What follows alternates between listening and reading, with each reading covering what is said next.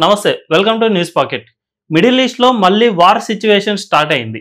తాజాగా Israel Iran పై దాడులు చేసింది.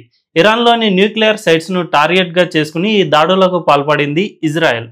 ఇందులో ఇరాన్ ఆర్మీ అధికారులతో పాటు న్యూక్లియర్ సైంటిస్టులు కూడా మరణించారు. దీంతో మరోసారి మిడిల్ ఈస్ట్ లో వార్ తప్పదా అన్న సందేహాలు వ్యక్తం అవుతున్నాయి. అయితే ఈ దాడులను ఇజ్రాయెల్ ఎలా చేపట్టింది, ఎవరెవరు చనిపోయారు, ఇరాన్ న్యూక్లియర్ సైట్స్ పై ఇజ్రాయెల్ ఎన్నిసార్లు అటాక్ చేసింది, ఫ్యూచర్లో ఏం జరగబోతోంది ఇప్పుడు చూద్దాం. అంతకంటే ముందు ఈ వీడియో కోసం చాలా రీసెర్చ్ చేశాం. ఎక్కువ ఇన్ఫర్మేషన్ దొరికినా మీ వాల్యుయబుల్ టైం వేస్ట్ చేయకుండా క్రిస్పీగా మీకు అందిస్తున్నాం. మా ఇన్ఫర్మేషన్ మీకు నచ్చినట్లయితే ఛానల్ను సబ్స్క్రైబ్ చేసుకోండి. ఇక లేట్ ఎందుకు వీడియోలోకి వెళ్దాం. ఇరాన్పై దాడులకు ముందు మొసాద్ రంగంలోకి దిగింది. ముందుగా ఎయిర్ డిఫెన్స్ సిస్టమ్ను దెబ్బతీసేందుకు మొసాద్ సీక్రెట్ ఆపరేషన్ను నిర్వహించింది. దీంతో ఇజ్రాయెల్ ఎయిర్ స్ట్రైక్స్ చేయడానికి ఈజీ అయింది.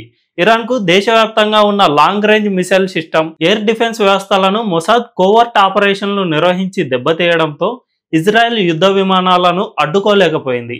ఇక ఆపరేషన్ రైజింగ్ లయన్లో భాగంగా ఇరాన్పై దాడికి ఇజ్రాయెల్ నుంచి భారీ ఎత్తున ఫైటర్ జెట్లను పంపింది. ఇజ్రాయెల్ ఎయిర్ ఫోర్స్లో ఫైటర్ జెట్లు, రీఫ్యూలర్లు, నిఘా లాంటి విమానాలు అన్నీ కలిసి 200 యుద్ధ విమానాలను ఇరాన్ పైకి వెళ్లి దాడి చేశాయి. మొత్తం 100 టార్గెట్లపై ఇవి దాడులు చేశాయి.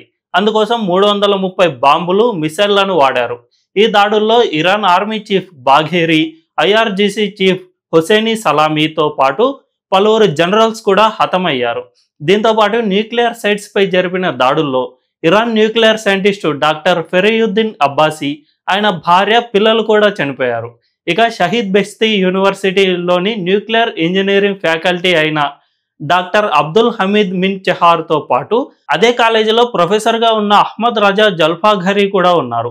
ఇరాన్లోని న్యూక్లియర్ సైట్స్నే మెయిన్ టార్గెట్గా ఇజ్రాయెల్ దాడులు చేసింది. వీటిలో చాలా ఇంపార్టెంట్ అయింది నంతాజ్ యురేనియం శుద్ధి కేంద్రం. ఈ కాంప్లెక్స్ ఇస్ఫహాన్ ప్రావిన్స్లోని 1,00,000 చదరపు మీటర్లలో విస్తరించి ఉంది.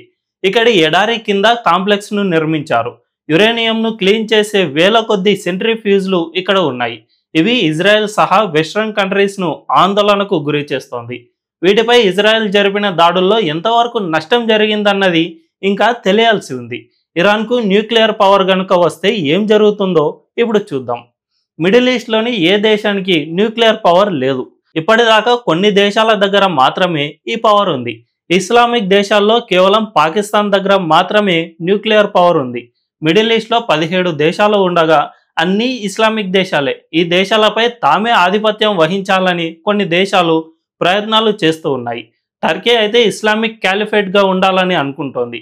అదే టైంలో ఇరాన్ కూడా మిడిల్ ఈస్ట్లో తన ప్రభావాన్ని చూపాలని భావిస్తోంది. అందులో భాగంగానే తాను సూపర్ పవర్గా మారడానికి న్యూక్లియర్ పవర్ను పొందాలని అనుకుంటోంది. అదే జరిగితే మిడిల్ ఈస్ట్ నేషన్స్ అన్నీ ఇరాన్ చెప్పినట్లే వినాల్సి వస్తుంది. ఇవన్నీ ఎడారి దేశాలే అయినా ఇక్కడ పెట్రోలియం నిల్వలు చాలా ఉన్నాయి. వీటిపై ఆధిపత్యాన్ని వహిస్తే యావత్ ప్రపంచాన్ని తన గుప్పిట్లో ఉంచుకోవచ్చు. పెట్రోలియంను అడ్డుపెట్టుకుని తన పెత్తనాన్ని చెలాయించవచ్చు. అందుకోసమే ఇరాన్ న్యూక్లియర్ పవర్ కోసం ప్రయత్నాలు చేస్తూ ఉంది. అయితే ఇదే జరిగితే మిడిల్ ఈస్ట్తో పాటు అమెరికాకు చాలా పెద్ద ఎదురు దెబ్బ తగులుతుంది. దీంతో పాటు ప్రపంచ దేశాలన్నీ నష్టపోతాయి. అందుకే వీటిని ధ్వంసం చేయడానికి ఇజ్రాయెల్ తీవ్రంగా ప్రయత్నాలు చేస్తోంది. అందుకు అమెరికా సపోర్ట్ కూడా ఉంది. ఇలా న్యూక్లియర్ సైట్స్ను టార్గెట్ చేయడం ఇదే తొలిసారి కాదు. గతంలో మొసాద్ ఎంతో మంది న్యూక్లియర్ సైంటిస్టులను అంతం చేసింది. 2024 ఏప్రిల్, అక్టోబర్లో ఇరాన్పై దాడులకు ముందు కూడా మొసాద్ కోవర్ట్ ఆపరేషన్లను నిర్వహించింది. 2018లో ఇరాన్ అణు రహస్యాలను ఈ నిఘా సంస్థ దొంగిలించింది.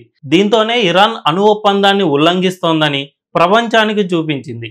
ఇక 2022లో నిర్వహించిన ఓ ఆపరేషన్తో ఇరాన్కు చెందిన 100 డ్రోన్లను ధ్వంసం చేసింది.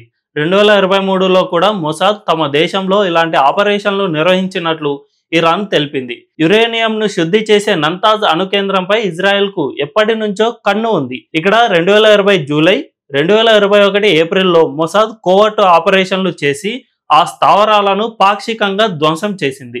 2020లో ఇరాన్ టాప్ న్యూక్లియర్ సైంటిస్ట్ అయిన మెహసిన్ ఫక్రీజాదేను కూడా హత్య చేసింది.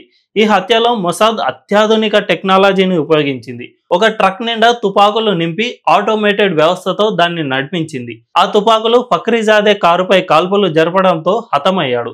ఇక ప్రస్తుతం ఇజ్రాయెల్ దాడులతో ఫ్యూచర్ లో రెండు దేశాల మధ్య వార్ స్టార్ట్ అయ్యే అవకాశం ఎంతైనా ఉంది. ఒకవేళ అదే జరిగితే ఇరాన్ పని పట్టేంత వరకు ఇజ్రాయెల్ యుద్ధాన్ని ఆపబోదు.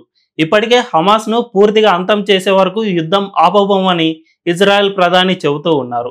ఈ క్రమంలో ఇటు ఇరాన్ భారతం పట్టినా ఆశ్చర్యపోనక్కర్లేదు. మరి ఈ పరిణామాలు ఫ్యూచర్లో ఎక్కడికి దారి తీస్తాయో చూడాలి. ఈ వీడియోను చివరి వరకు చూసారంటే మీకు ఎక్కడో చోట నచ్చే ఉంటుంది. మా ఛానల్ను వెంటనే సబ్స్క్రైబ్ చేసుకోండి. ఇలాంటి ఇంట్రెస్టింగ్ టాపిక్స్ మీకు రోజు అందిస్తూ ఉంటాం. Thank you.